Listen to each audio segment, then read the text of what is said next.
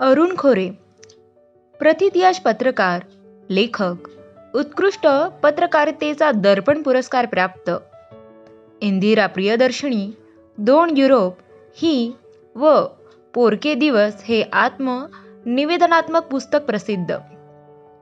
आईचे छत्र हरवल्यानंतर अनाथाश्रमात वाढलेल्या मुलाने आपले महाविद्यालयीन शिक्षण पूर्ण करण्यासाठी पोस्टमनची नोकरी स्वीकारली.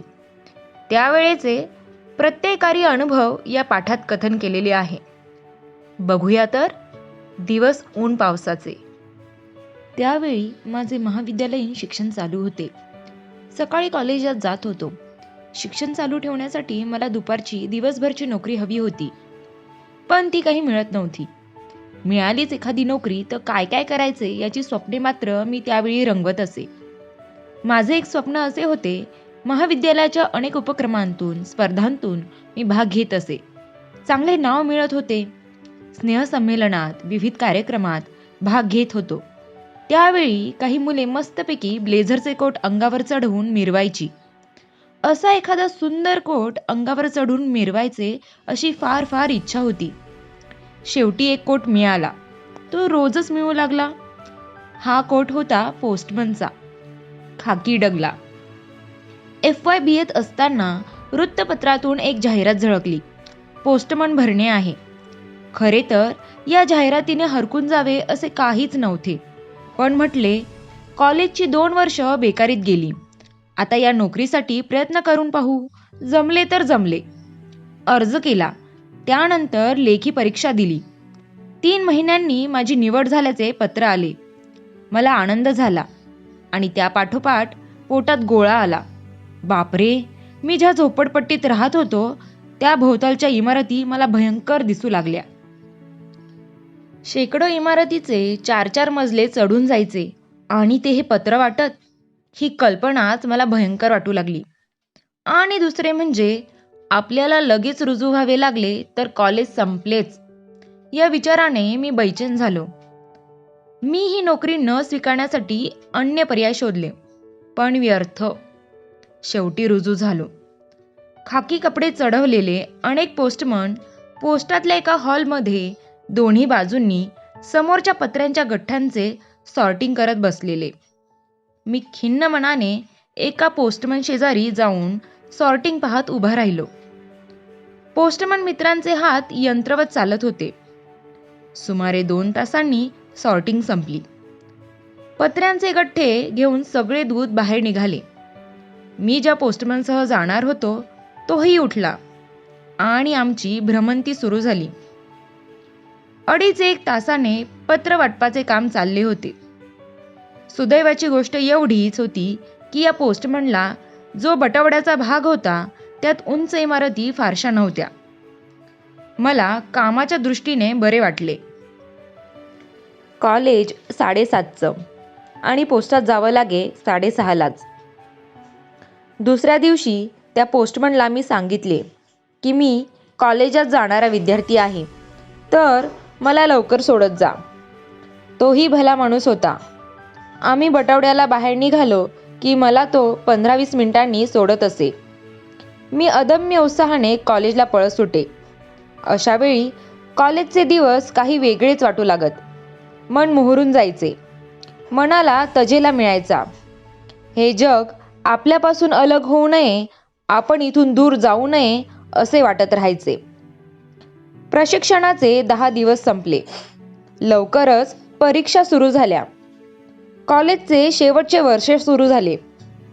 पोस्टमनच्या नोकरीची ऑर्डर या वर्षात येऊ नये असे वाटत होते, पण BAची परीक्षा होण्यापूर्वी मला पोस्टमन म्हणून पोस्टात रुजू होण्याचा आदेश मिळाला. मी गडबडून गेलो. 2 चित्रे स्पष्ट दिसू लागली.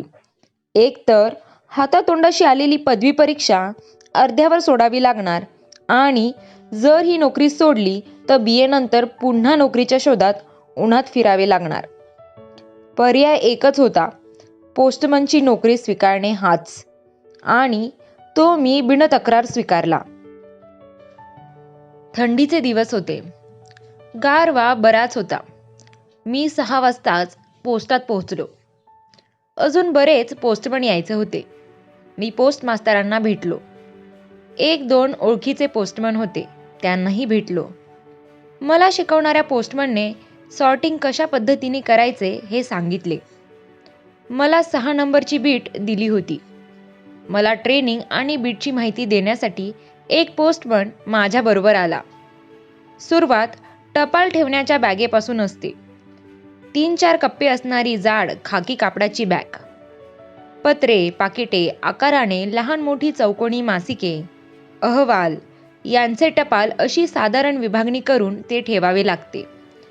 तसेच आपण कुठल्या मार्गाने पत्रे वाटणार आहोत तो मार्ग निश्चित करून त्याप्रमाणे हे टपाल सॉर्ट करून एकत्र बांधून घ्यावे लागते. टपाल बॅगेत ठेवल्यावर ती सुतळीने सायकलच्या हँडलला व्यवस्थित अशी बांधावी लागते की त्यातून पत्रे पडणार नाहीत आणि ती सहजी काढूनही घेता आली पाहिजेत. माझे पहिले 3 दिवस बरे गेले, पण त्या प्रचंड बीटची धास्ती माझ्या मनाने घेतली. 4थ्या दिवसापासून स्वतंत्रपणे बटवडा करायचा होता. माझ्या दृष्टीने तो 4था दिवस ऐतिहासिक ठरला. पोस्टातून बाहेर पडायला मला जवळजवळ 9:30 वाजून गेले होते. पत्रे टाकत मी पुढे जात होतो. चुकून राहिलेली पत्रे आणून टाकत होतो. कुत्र्यांना भीत भीत त्यांच्या मालकांना जोरात हाका मारून देत होतो.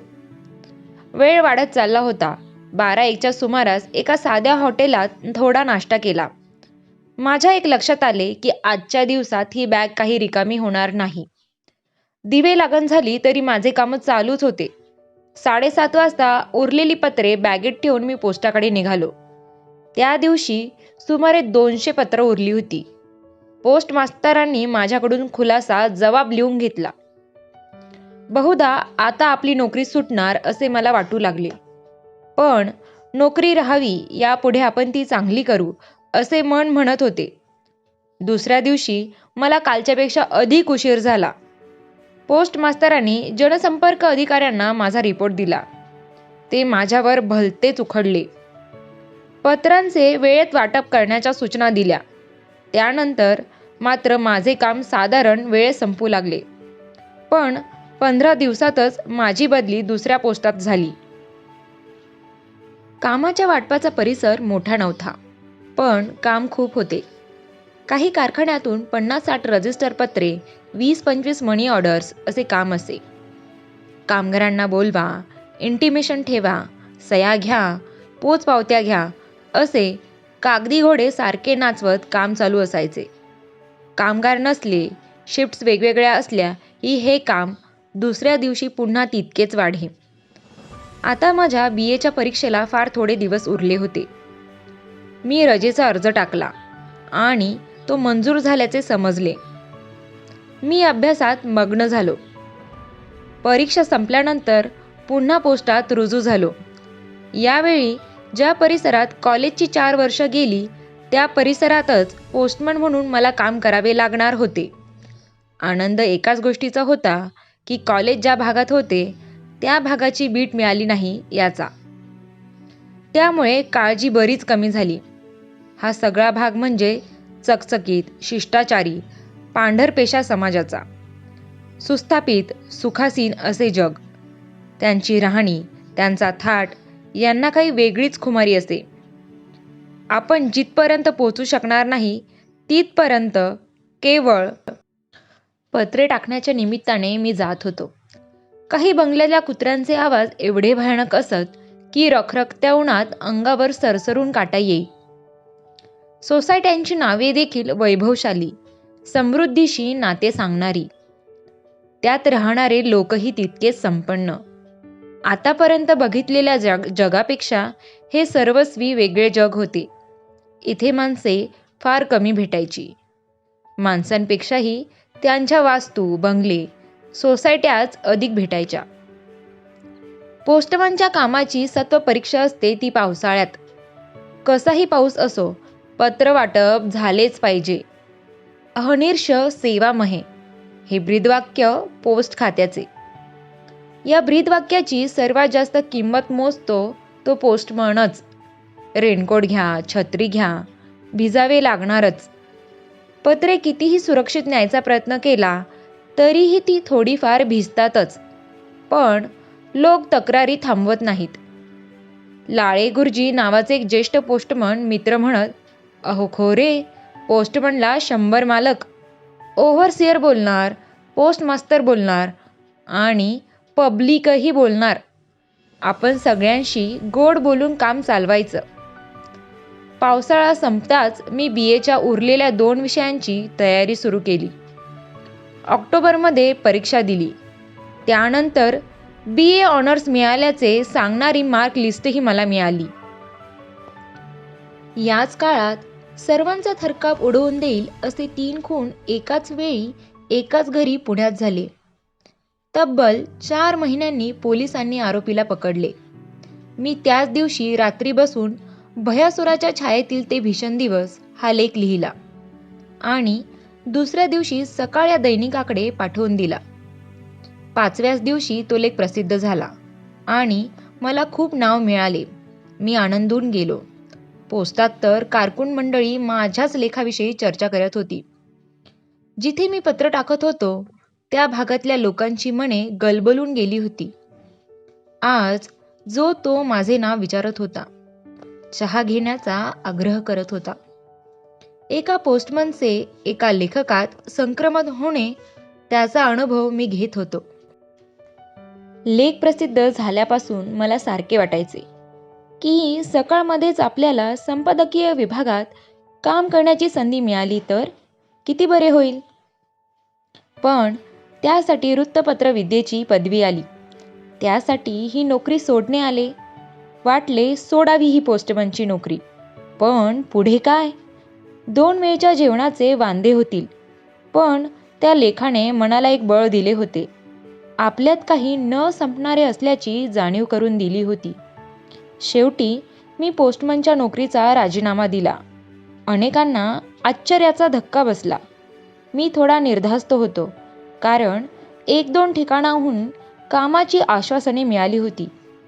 त्याच आधारावर वृत्तपत्र विद्या प्रशिक्षणासाठी प्रवेश अर्ज भरला. मुलाखत झाली आणि मला प्रवेश मिळाल्याचे जाहीर झाले. मी बाजी जिंकली होती.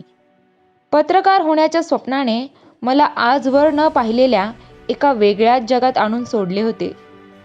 आपण जगाच्या नकाशात जणू एका मध्यवर्ती केंद्रावर उभे आहोत याची जाणीव मला त्यावेळी झाली.